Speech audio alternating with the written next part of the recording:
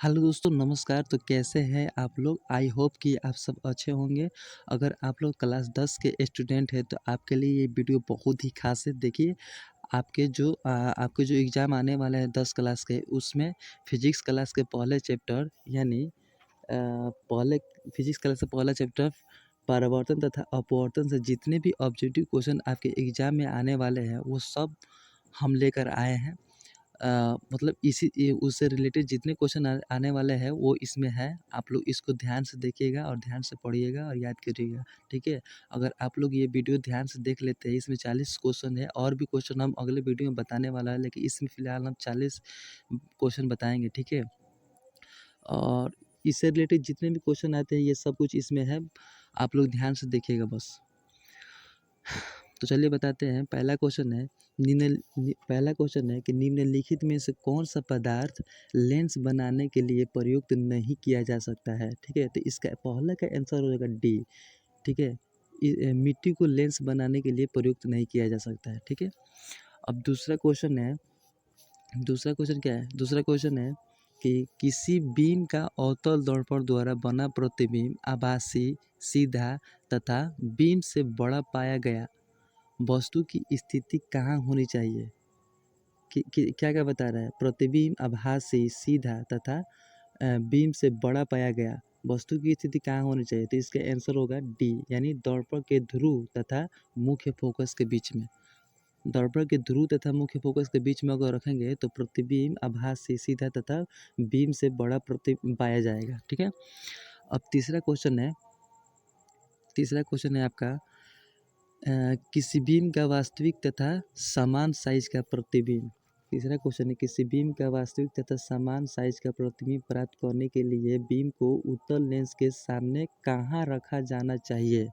तो इसका आंसर होगा डी। इसका आंसर होगा डी, फोकस दूरी की दोगुनी दूरी पर। अगर फोकस दूरी की दोगुनी दूरी पर रखेंगे तो बीम बीम का वास्तविक तथा समान साइज प्रतिबिंब प्राप्त करने के लिए जो क्वेश्चन क्या है? किसी बीम का वास्तविक तथा समान साइज का प्रतिबिंब प्राप्त करने के लिए बीम को उत्तल लेंस के सामने कहाँ रखा जाना चाहिए? तो इसका आंसर होगा बी, फोकस दूरी की दोगुनी दूरी पर, ठीक है?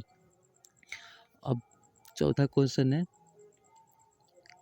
चौथा क्वेश्चन क्या है? किसी गोलीय दर्पण तथा किसी पतले गोलीय लेंस दोनों की फोकस दूरियां -15 सेंटीमीटर है। दर्पण तथा लेंस संभवतः है, तो इसका आंसर हो जाएगा दोनों अवतल, ठीक है? इसका आंसर होगा दोनों अवतल। और पांचवा क्वेश्चन बड़ा इंपॉर्टेंट क्वेश्चन, ठीक है? इसको ध्यान से देखिएगा आप लोग।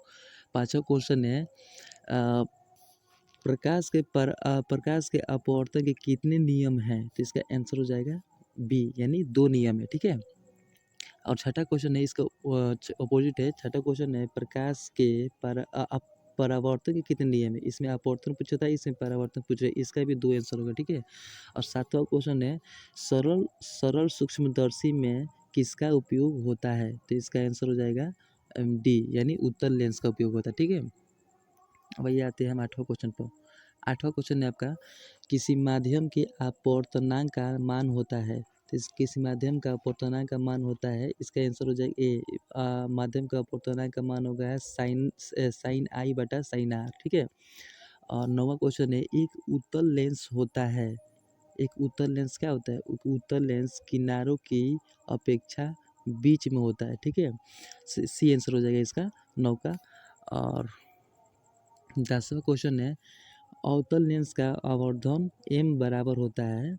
अवतल लेंस का आवर्धन 10वां क्वेश्चन है अवतल लेंस का आवर्धन m बराबर होता है। इसका आंसर हो जाएगा डी, m बराबर होगा v बटा u, ठीक है? 11वां क्वेश्चन है गोलीय दर्पण में फोकसांतर एवं वक्रता त्रिज्या के बीच बीच संबंध है। तो इसका आंसर हो जाएगा क्या संबंध है? आर बराबर 2f, ठीक है?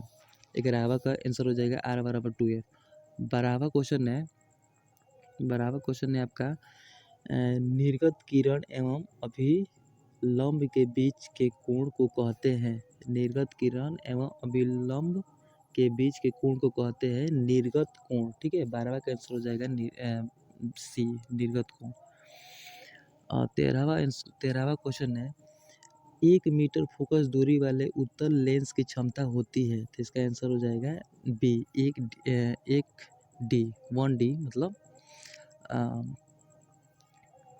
और 14वां क्वेश्चन हो जाएगा आपका, किसी अवतल दर्पण द्वारा काल्पनिक सीधा तथा आवर्धित प्रतिबिंब बनता है जब वस्तु स्थित होता है।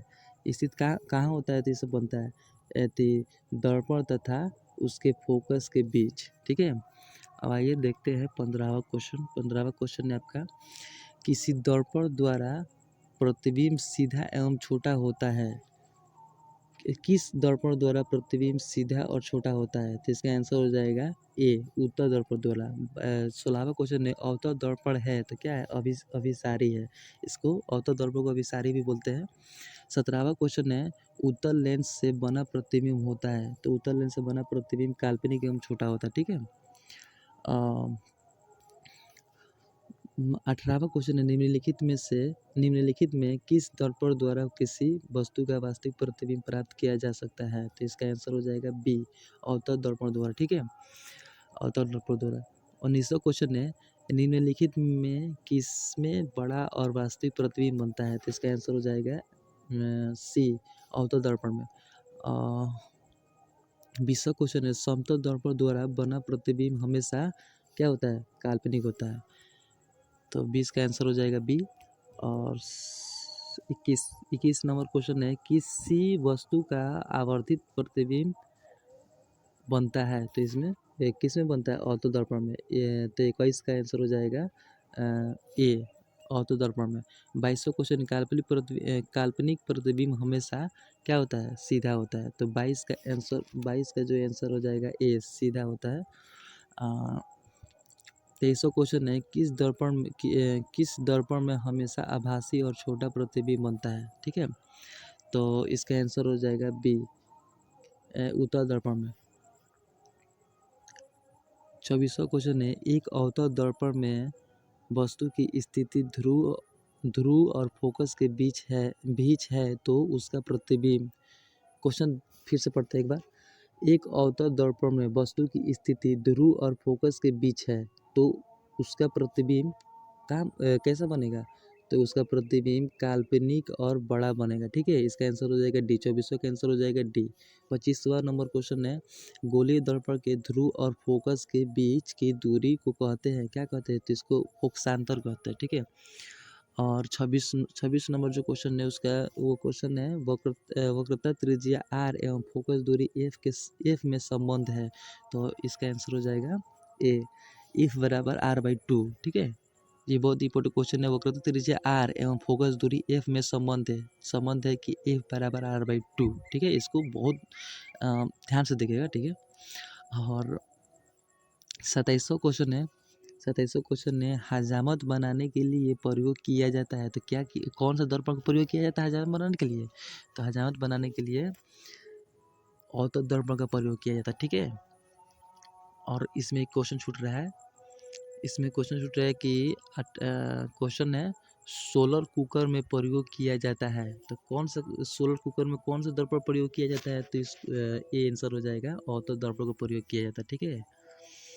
और एक 29वां नंबर क्वेश्चन है, सर्च लाइट की परावर्तन सतह होती है, सर्च लाइट की परावर्तक सतह होती है, तो कहाँ होती है, अवतल दर्पण में, ठीक है, बी आंसर हो जाएगा 29वां का।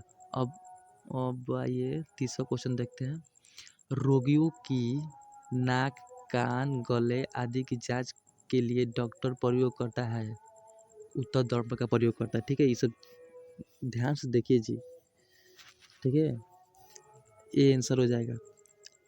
और 31वां क्वेश्चन है, आइए देखते हैं 31वां क्वेश्चन, उत्तल लेंस में आवर्धित तथा काल्पनिक प्रतिबिंब बनता है जब वस्तु रहती है, कहाँ रहती है, तो ये सब बनता है फोकस और लेंस के बीच में रहता है, तो आवर्धित तथा काल्पनिक प्रतिबिंब बनता है, ठीक है, याद रखिए ना, ध्यान से पढ़िए थोड़ा। 32वां क्वेश्चन है, उत्तल लेंस में बना प्रतिबिंब होता है, उत्तल लेंस में बना प्रतिबिंब वास्तविक और उल्टा होता है, ठीक है, इसका आंसर बी हो जाएगा। 33वां नंबर क्वेश्चन है, उत्तल लेंस द्वारा काल्पनिक प्रतिबिंब बनता है जब बीम कहाँ रहता है। 33वां क्वेश्चन है, ध्यान से पढ़िए, हम ही पढ़ रहे हैं, आप सुनिए खाली। उत्तल लेंस द्वारा काल्पनिक प्रतिबिंब बनता है जब बीम फोकसांतर से कम दूरी पर रहता है, ठीक है। हाँ, आगे बढ़िए। हाँ, तो 34वां नंबर क्वेश्चन है, लेंस की क्षमता होती है, ठीक है। तो लेंस की क्षमता होती है, इसका आंसर हो जाएगा सी, फोकस दूरी की व्युत्क्रम, ठीक है। अब 35वां नंबर क्वेश्चन है, देखिए पहले 34वां नंबर ध्यान से पढ़िए तो सुनिए, मतलब लेंस की क्षमता होती है, क्वेश्चन है लेंस की क्षमता होती है, आंसर है फोकस दूरी के व्युत्क्रम, ठीक है। और 35वां नंबर क्वेश्चन है, उत्तल लेंस में जब बीम f और 2f के बीच रखा जाता है तब बना प्रतिबिंब होता है। तो इसका आंसर हो जाएगा ए, बड़ा और वास्तविक, ठीक है। और 36वां नंबर क्वेश्चन है, दो वक्रीय पृष्ठों से घिरे ठोस माध्यम को कहते हैं। ध्यान से पढ़िए सुनिए, मतलब 36वां नंबर क्वेश्चन है, दो वक्रीय पृष्ठों से घिरे ठोस माध्यम को क्या कहते हैं, गोलीय लेंस कहते हैं। फिर से सुनिए, दो वक्रीय पृष्ठों से घिरे ठोस माध्यम को कहते हैं गोलीय लेंस। और 37वां नंबर क्वेश्चन है, उत्तल लेंस द्वारा प्रकाश की किरणें, फिर से पढ़ते 37वां नंबर क्वेश्चन, उत्तल लेंस द्वारा प्रकाश की किरणें अभिसारित होती है, आंसर हो जाएगा अभिसारित होती है, ठीक है, ये आंसर हो जाएगा। और 38वां नंबर क्वेश्चन है, अवतल लेंस द्वारा, तो इसका क्वेश्चन है अवतल लेंस द्वारा, और इसका आंसर है केवल आभासी प्रतिबिंब ही बनते हैं, ठीक है। 38 मतलब हम क्वेश्चन बताए हैं, अगले वीडियो में हम आपको और भी क्वेश्चन बताएंगे इससे रिलेटेड, ठीक है। अगले